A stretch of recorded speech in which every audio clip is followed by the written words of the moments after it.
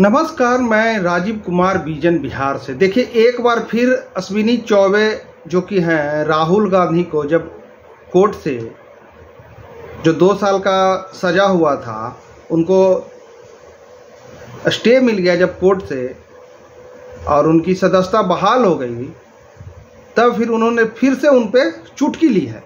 और चुटकी कैसे ली है वो मैं आपको बताता हूँ कि राहुल गांधी जिस दिन उनकी सदस्यता बहाल होती है उसी शाम जाते हैं लालू यादव से मिलने, और उस पे अश्विनी चौबे ने ये कहा है कि अगर किसी को सदस्यता बहाल हो जाए तो वो प्रधानमंत्री नहीं बन जाते। और फिर उन्होंने ये कहा कि जब जिस मंडप में वो दूल्हा बनेंगे उस मंडप में आग लग जाएगा। बताइए, फिर से वो विवादित बयान दे रहे हैं। लेकिन खैर, वो उनकी आदत है। 5 साल पहले का मैं रिपोर्ट उनका स्टेटमेंट सुनाता हूं, जो कि राफेल डील पे उन्होंने सरकार पे घेरा था राहुल गांधी ने।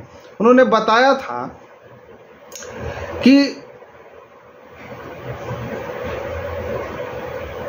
प्रधानमंत्री नरेंद्र मोदी से राहुल गांधी की कोई तुलना करते हुए उन्होंने नाली का कीड़ा बता दिया था। ये बयान दिया था अश्विनी चौबे ने। सासाराम में शुक्रवार को 5 साल पहले की मैं घटना बता रहा हूँ, मीडिया से बातचीत करते हुए चौबे ने कहा कि राहुल गांधी को सिजोफ्रेनिया डिजीट हो गया है, एक बीमारी का नाम है। सिजोफ्रेनिया में रोगी दूसरे को पागल कहता है और खुद का क्या है यह नहीं समझता। राफेल डील के बारे में उन्होंने प्रधानमंत्री को कहा कि वह झूठे हैं।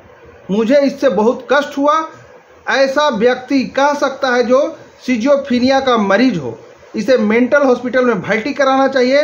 राहुल झूठी बातों का दुष्प्रचार कर प्रधानमंत्री पर कीचड़ फेंकने का आरोप का काम करते हैं। आज के कांग्रेस के अध्यक्ष का आकार नाली के कीड़े जैसा है।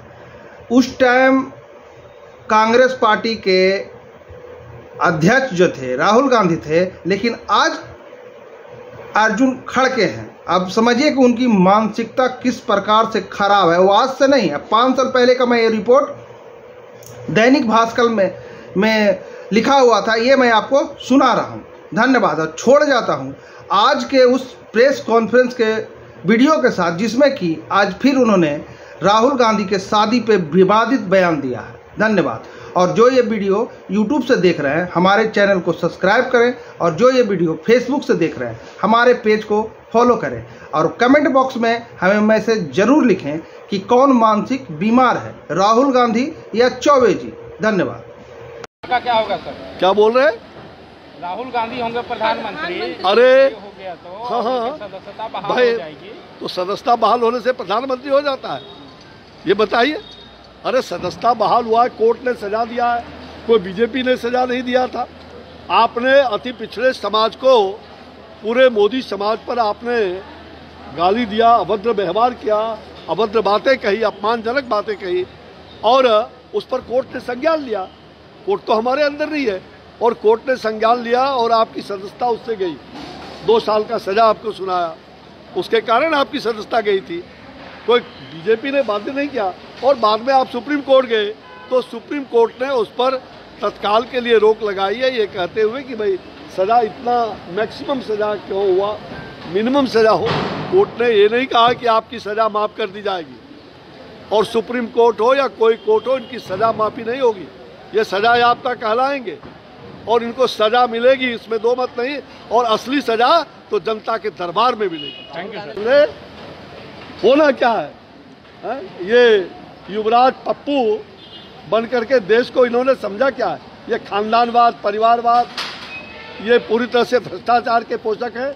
इनसे देश का भला नहीं हो सकता है। नरेंद्र मोदी ही देश के फिर से जनता की सेवा उन्होंने किया, जनता की सुरक्षा, जनता और तमाम लोगों के विकास का जो दुनिया में भारत का नाम रोशन किया है।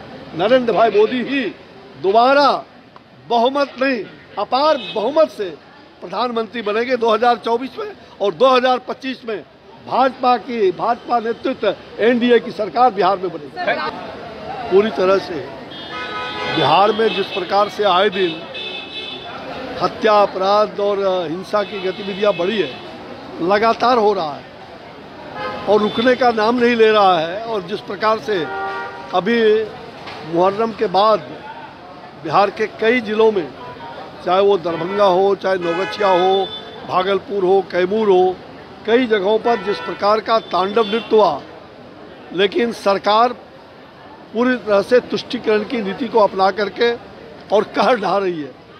भारतीय जनता पार्टी के कार्यकर्ताओं को जगह जगह जहां लोगों ने उसके लिए शांतिपूर्वक अनशन या विरोध मार्च किया, वहां लाठियां भी चलाई। भागलपुर में आपने कहा, मैंने भी वहां सारी बातचीत की है।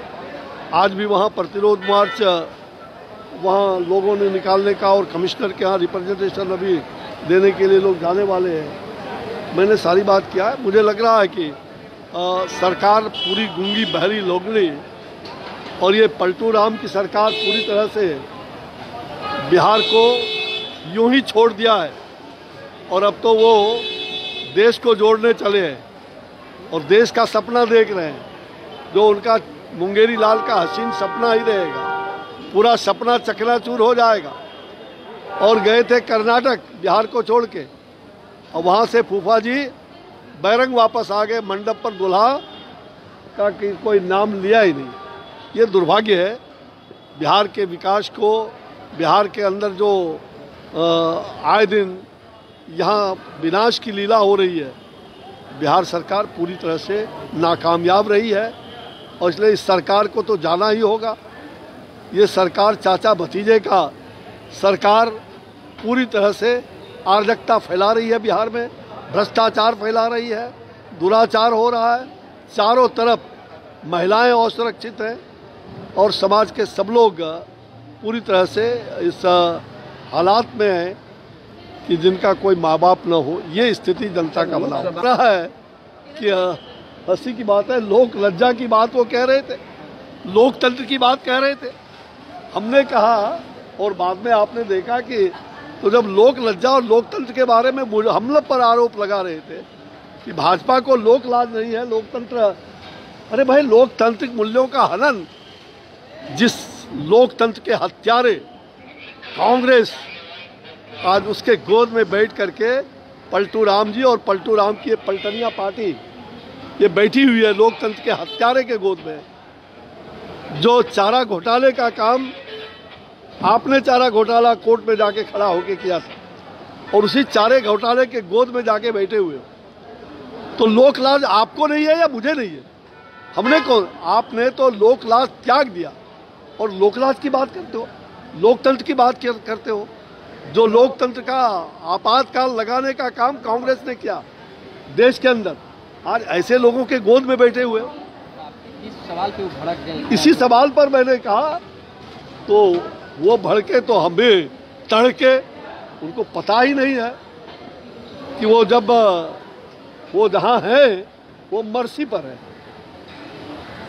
और हम सब लोगों ने आंदोलन को, जयप्रकाश जी के आंदोलन को उस पैगाम पर लाया था।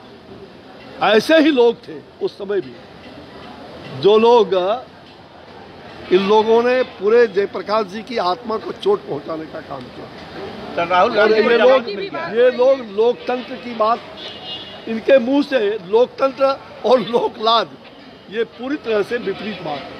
राहुल गांधी को जैसे ही राहत मिली वो लालू प्रसाद यादव के पास गए। मतलब दूल्हा के लिए सबसे ज्यादा लालू यादव ही बोले थे, तो क्या उसी के लिए वहाँ पहुँचे क्या? हाँ, तो वो शादी करने दूल्हा हो गया। अच्छा, शादी होगा तब ना दूल्हा। तो लालू यादव मंडप तो ऐसा जल जाएगा।